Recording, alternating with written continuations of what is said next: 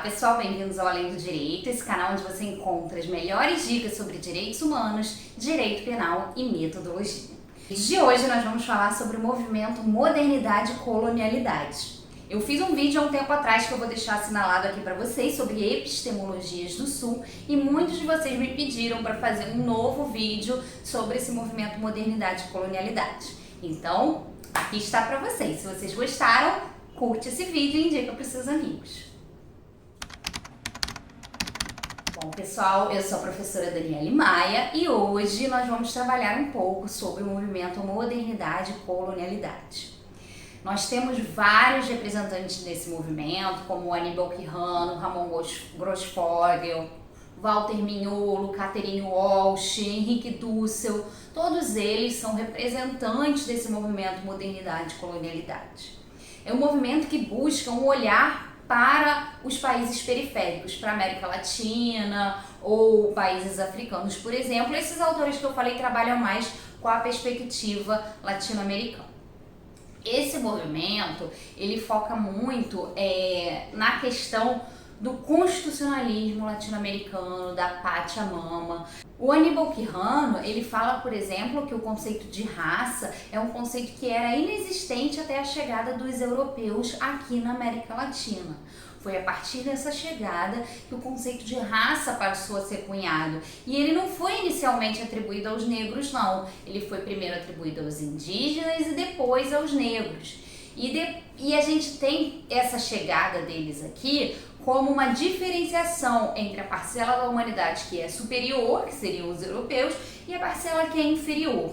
E a gente tem também uma forma de trazer esse conhecimento europeu que era prioritariamente escrito, que vai se confrontar com o conhecimento indígena, por exemplo, que é um conhecimento baseado na oralidade, que é primariamente o conhecimento que era pertencente aos habitantes da América.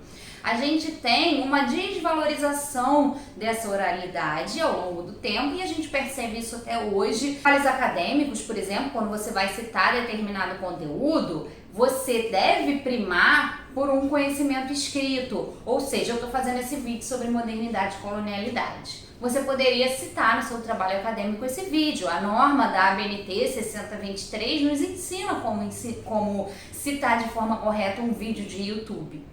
Mas o que é melhor valorizado no seu trabalho? Que você cite esse conhecimento escrito. Eu tenho um artigo publicado sobre isso, foi publicado na revista Amina, da PUC, aqui do Rio de Janeiro. Então é só vocês procurarem, está disponível na internet. E se vocês forem citar, melhor seria que citassem o que eu vou dizer aqui, mas o que eu disse também na parte escrita. Porque a gente, desde essa chegada dos europeus, tem uma supervalorização do conhecimento escrito em prol da oralidade. No Macunaíma,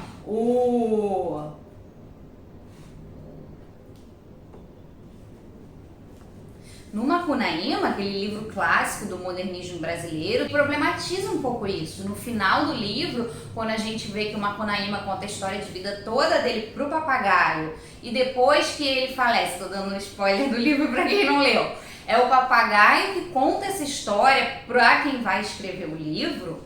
Então a gente tem aí a passagem do conhecimento de forma oral. Então ele problematiza um pouco essa questão da modernidade e colonialidade, talvez não com esse nome, tá? Não estou dizendo que ele pensou nisso que foi estruturado muitos anos depois como esse movimento modernidade e colonialidade, mas estou mostrando que ele problematizou essa questão da oralidade.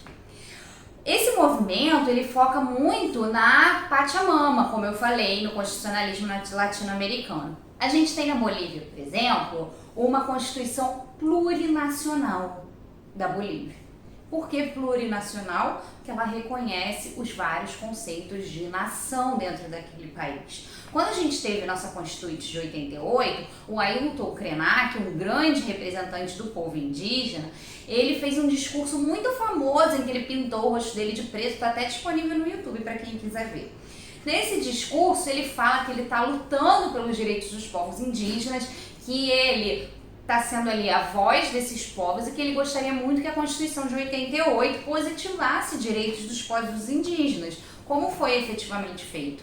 Mas ele fala, o ideal seria que a gente constituísse uma nação plurinacional, um Estado plurinacional que valorizasse e que reconhecesse as diversas nações presentes nesse território. Mas naquele discurso ele não estava pedindo isso, porque ele sabia que para a realidade brasileira isso seria um avanço muito grande, que nós ainda não estávamos prontos, e reconheço que não estamos até hoje. Mas ele deixa claro que ele reconhece os povos indígenas como uma nação, com valores e identidades e particularidades próprias que divergem da outra nação presente nesse estado, né? Que seria a nação urbanizada, que seria a nação que vive com valores, com culturas diferentes dos povos indígenas.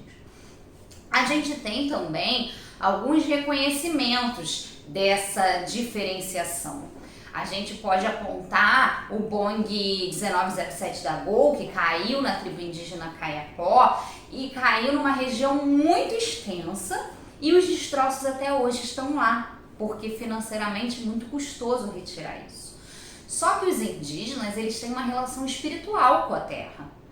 Então, o fato de ter tido aquele acidente, aqueles diversos mortos, faz com que os membros dessa tribo não possam utilizar essa área, que geograficamente é extensa, para mais nada. Virou uma área sagrada, a cidade dos espíritos, uma área onde é destinada a esse culto espiritual a essas pessoas que faleceram. Então eles não podem caçar, não podem pescar, não podem construir suas moradias nessa região. Isso foi reconhecido, foi firmado um acordo extrajudicial entre a tribo indígena Kayapó e a Gol, tá? Com o auxílio do MPF, e nesse acordo extrajudicial foi paga uma indenização para essa tribo, levando em consideração o valor espiritual que eles têm em relação à terra.